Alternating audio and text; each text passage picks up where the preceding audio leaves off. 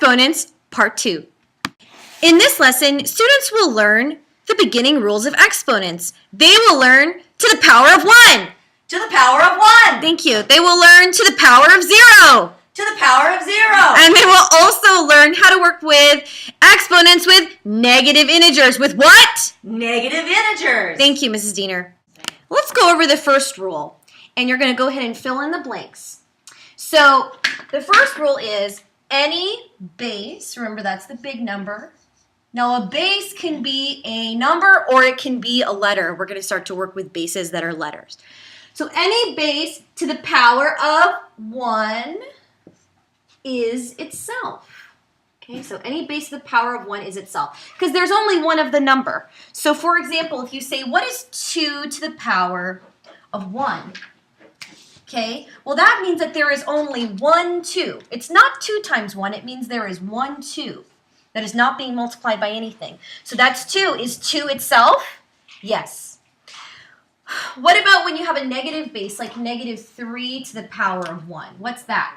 Okay, now again, there has to be parentheses around the negative base, okay?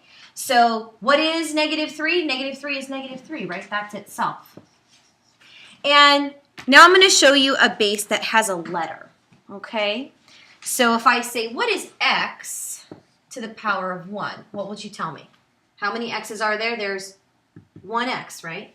So you say x to the power of 1 is x. Go ahead and get that down. Okay, so let's read Rule 2. Rule 2 is any, what do you think goes here? Base. Any base, it could be a number or a letter, to the power of 0, okay? To the power of 0 is 1. Now this one's really hard to explain. So all you're going to have to know is that if you take something to the 0 power, it's 1. What did I say? If you take something to the 0 power, it's 1, okay? Because that's just the rule. So if I say, what is 5 to the power of 0? Is it 0? No. Anything to the power of 0 is 1. So any of these problems that have 0 powers, the answer will be 1, okay? What about x to the power of 0? X to the power of 0. It doesn't mean that there's 0x. It means that there's 1. I'll show you a tricky one because I think that these will be really, really too easy for you. So what if we talk about this? Let's talk about a negative base, but now the negative is outside of the parentheses. Outside of the parentheses. And I'm going to take it to the power of 0. Okay. Well, that means that there is actually an invisible what? There's an invisible 1. So this is like saying negative 1 times 3 to the power of 0. Well, 3 to the power of 0 is what? 3 to the power of 0 is 1. But then you multiply it by negative 1. So what do you think the answer is? Negative 1 times 1 is negative 1. That's right. Okay, so when the negative is outside the parentheses, it takes whatever the exponent is and it changes the sign to a negative. Okay, or if it was negative on the inside, it changes it to positive. Okay, so let's go ahead and take a look at what happens when we do that. If we say, okay, negative times negative 3 to the power of 0. Okay, that's a little bit different. Now you have two negatives, but don't multiply them together because this is saying negative 3 to the power of 0. Well, negative 3 to the power of 0 is what? It's 1, isn't it? Okay, and it doesn't change. If you multiply it by a negative, it is still going to be negative 1.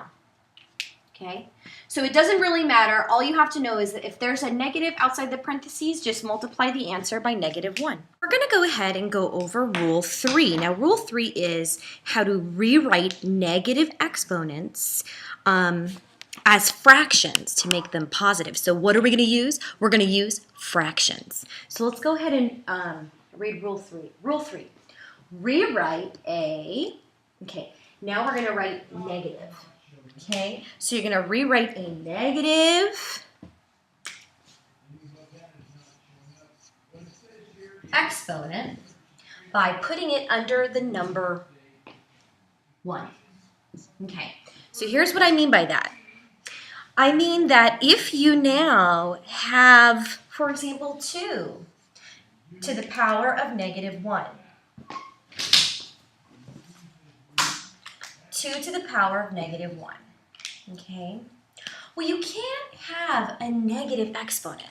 There has to be a way to make that positive, right? Well, the way to make it positive is to move it down. Is to do what? To move it down, okay? So you are going to put it under the number 1. So the number 1's going to go on top. That'll be the top part of the fraction, okay? And then you're going to move it down. And when you move it down, it actually makes the exponent positive. So then it becomes 2 to the power of positive 1. So all we're doing is we're making it a fraction. Okay, now what's interesting about this is that if you have negative exponents, you can either move them down or you can move them up. Okay, so you can move a negative exponent down or up. So what do I mean by that?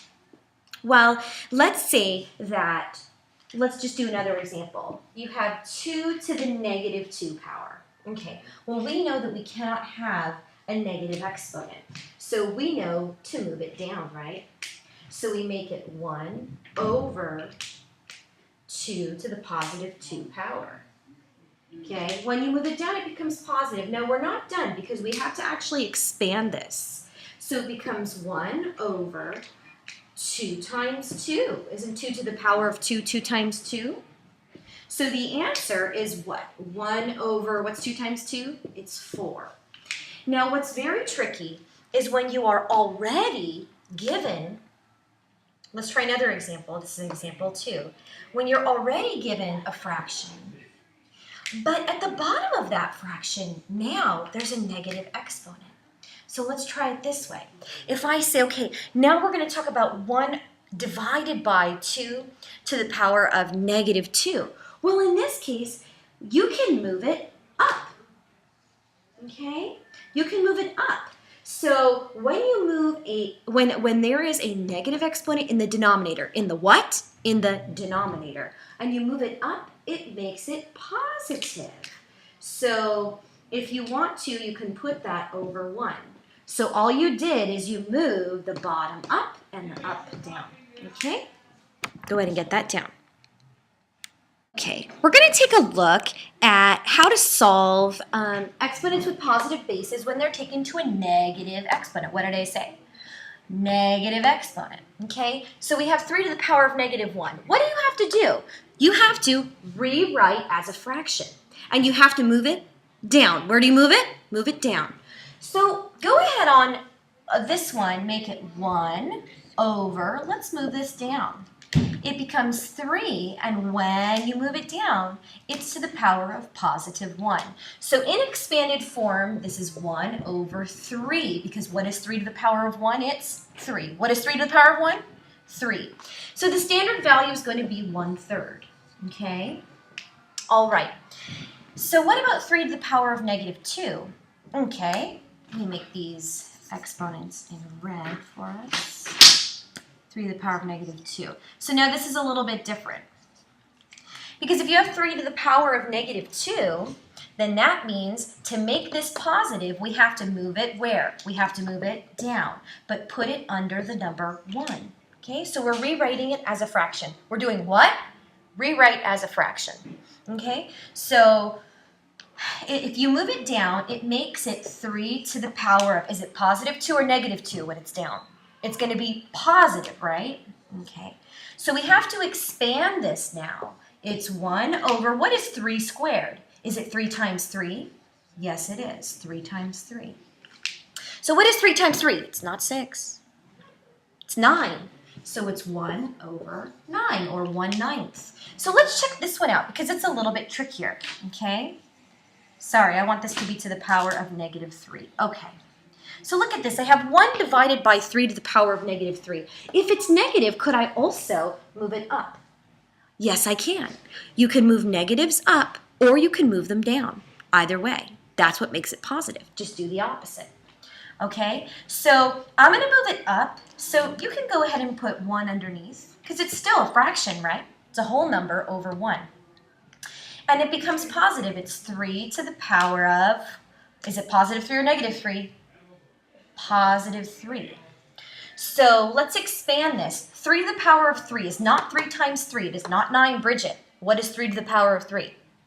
It is 3 times 3 times 3. And you don't have to put it over 1, okay? Because we know that a whole number or a whole number over 1 is the same thing. So what's 3 times 3? It's 9 times 3. What is 9 times 3, my friends? 9 times 3 is 27. Very good. Go ahead and get that down. Let's do one more example with negative bases and negative exponents. Okay, so we have negative 5 to the power of negative 1. How do we make this negative exponent positive? By moving it down. Very good. And putting it under the number 1. That's right. So we're going to put 1. Now, when we move it down, it does not make the base negative. Repeat what I said. It does not make the base negative. So it becomes negative 5, though, and in parentheses, to the power of positive 1. That's right. So we make it in expanded form as 1. What is negative 5 to the power of 1? Remember, any number or base to the power of 1 is itself. So it's 1 over negative 5, and that's also the standard value because we don't have to expand anything, right? It's only to the power of 1. When we work to the power of negative 2, are we going to move it up or down? We're going to move it down. So it's 1 over, we have negative 5 to the power of, does it make it positive? Yes, positive 2. So we can expand this one. It becomes 1 over negative 5 times negative 5, okay? Okay, so we have negative 5 times negative 5 is what? It's positive 25, but it's going to be 1 over 25, or 1/25. Okay, get that down for me. Okay, last problem. If we have a negative exponent in the denominator and we want to make it positive, we can also move it up, right? And put the 1 on the bottom. Because now we're going to get a whole number, okay? So we have negative 5 to the power of, is it going to be positive or negative? If you move it up, it makes it positive. So in parentheses, we'll write to the power of positive 3. All right, so you can get rid of the 1. This becomes negative 5 times negative 5 times negative 5. Okay, we remember from last week, negative 5 times negative 5 is positive 25 times a negative 5. Okay, so 25 times 5, remember, it's 125, but because there's a negative, it's negative 125. Okay, go ahead and get that down.